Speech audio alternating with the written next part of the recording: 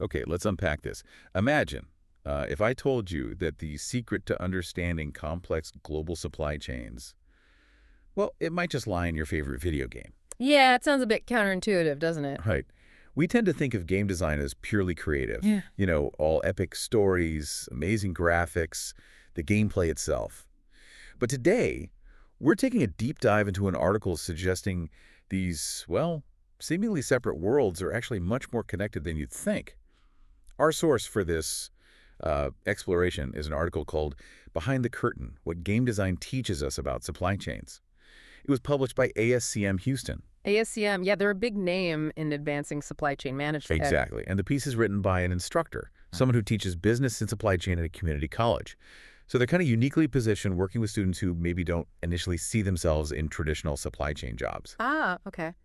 And through that, they discovered this, well, surprisingly critical, often hidden role of supply chain thinking right there in the gaming world. It's like a real peek behind the curtain.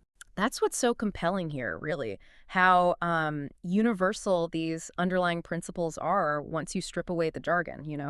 We're going to explore not just how game dev uses this thinking, but maybe more importantly, why looking at it this way gives us such a potent model for understanding complexity. In all industries, you mean? Yes, exactly. Across all industries, from making physical things to maybe even just managing your day-to-day life. Yeah. This deep dive isn't just, connecting dots. It's about offering a fresh perspective, maybe Yeah. giving you a shortcut to those aha moments where you start seeing the intricate dance of supply chains basically everywhere. Mm-hmm. You might even start looking at that new game release differently, not just as fun, but as this masterclass in global logistics and operational strategy. Absolutely. So let's start with the foundation, operations management. Now, for many listeners, OM is, well, it's a familiar strategic thing, right? The art of getting processes and resources working efficiently. The orchestration piece. Yeah, exactly. But what this article does brilliantly is show how this kind of mission planning happens in a creative field like game development. Yeah. It's not just about making the game fun. It's more like being the ultimate project manager, meticulously making sure all the steps, building, testing, launching, are incredibly well organized Smooth, efficient. and crucially hit those release dates. And it's not just a handy metaphor, is it? The article points out some really direct, quite compelling parallels between a game studio and, say, a traditional manufacturing plant. When you break it down, the core functions are essentially identical, just, different outputs. Okay, this is where it gets really interesting for me. Think about it like this. Those artists, the ones creating the amazing characters in huge virtual worlds, Yeah. they're basically acting like design engineers. Yeah. They're crafting the product specs, the visual blueprints, if you will. Okay, I see that. And the programmers then, Well- writing all that code. They're like the highly skilled operators running the production lines, aren't they? Turning the raw design into something functional. Precisely. And the parallels, they go deeper.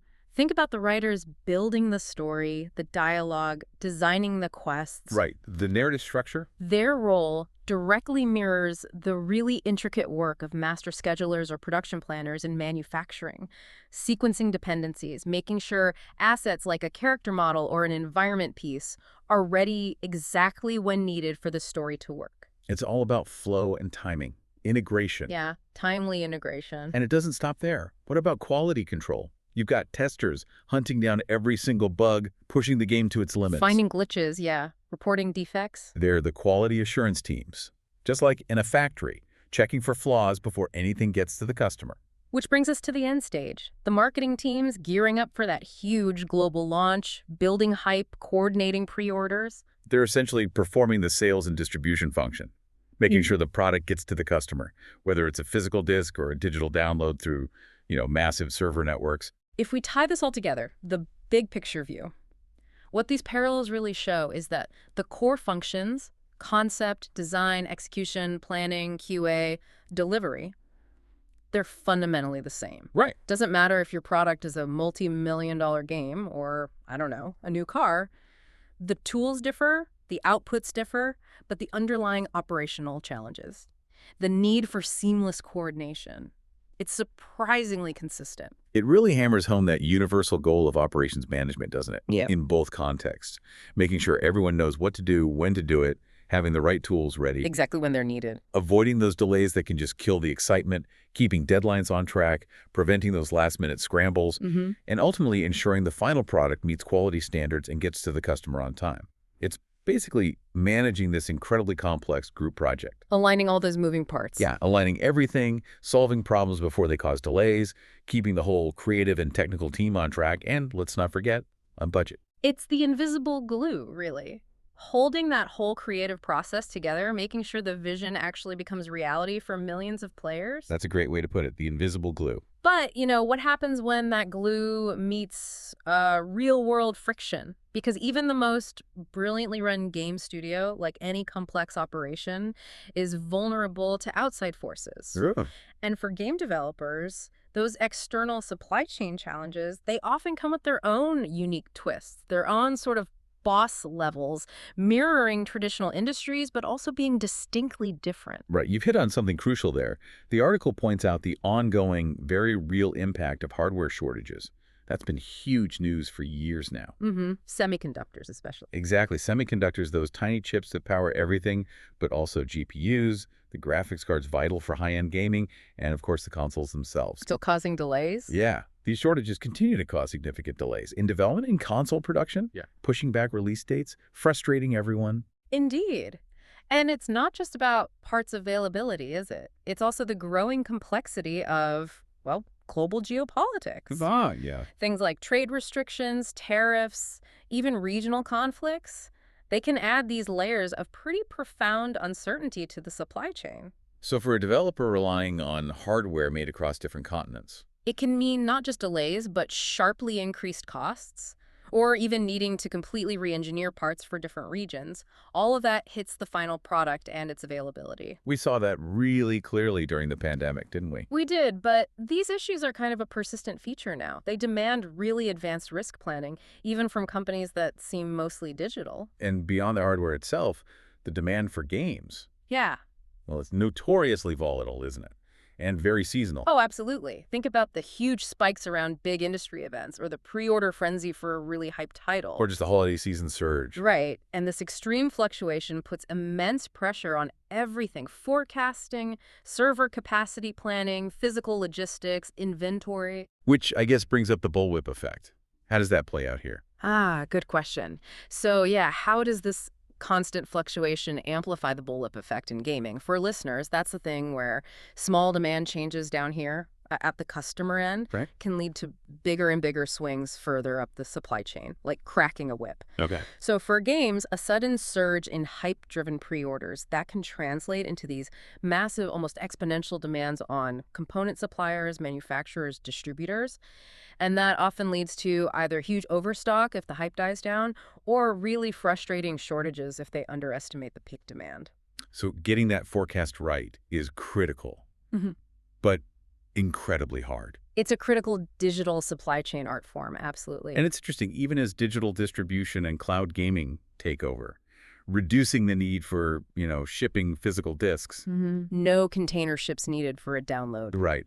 But they introduced this whole new set of equally critical supply chain considerations. We're talking massive global server capacity, right? To handle millions playing at once. Infrastructure reliability, absolutely. Around the clock. And of course, the huge and growing threat of cybersecurity risks. That's a key point. A digital game might not get stuck on a ship, but it can definitely be derailed by a server outage, a DDoS attack, a data breach. Those are all digital supply chain disruptions. That's a crucial distinction, yes. The supply chain for a digital product shifts. It's less about physical movement, more about network architecture data flow. So optimizing CDNs. Content delivery networks, yeah, for global reach, low latency, anticipating peak loads for server capacity on launch day. Yeah, that's huge. And security protocols, maybe even things like blockchain for in-game items. Potentially, yeah. Implementing robust security, maybe even leveraging distributed ledgers for asset security to fight exploits. These aren't just IT problems. They are sophisticated digital supply chain challenges. Requiring forecasting, real-time network management. And constant vigilance against new threats. Exactly. And finally, something else that's getting bigger: sustainability. We can't ignore that. Definitely not. The gaming industry, even though it feels digital, it has a significant carbon footprint. From making energy-hungry consoles and PCs to powering those enormous data centers for online play and cloud gaming. It's under increasing scrutiny. Rightly so. Indeed. Consumers, regulators, they're increasingly calling for supply chains that are not just efficient and resilient, but also transparent and environmentally responsible. So how does that translate? Green coding. That's part of it.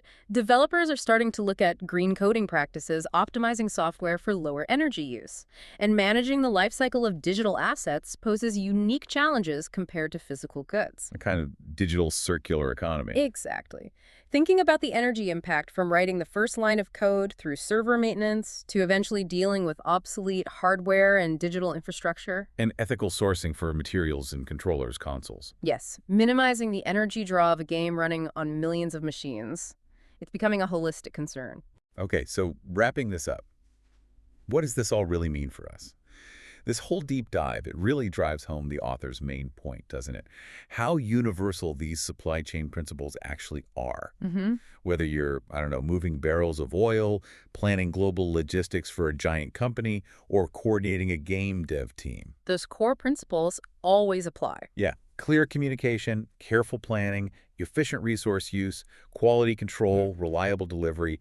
They're the bedrock no matter the industry. And game design is just this fascinating, really high-stakes example of it all in action. Which I think raises an important question for you listening right now. Yeah, where are the hidden supply chains in your own life?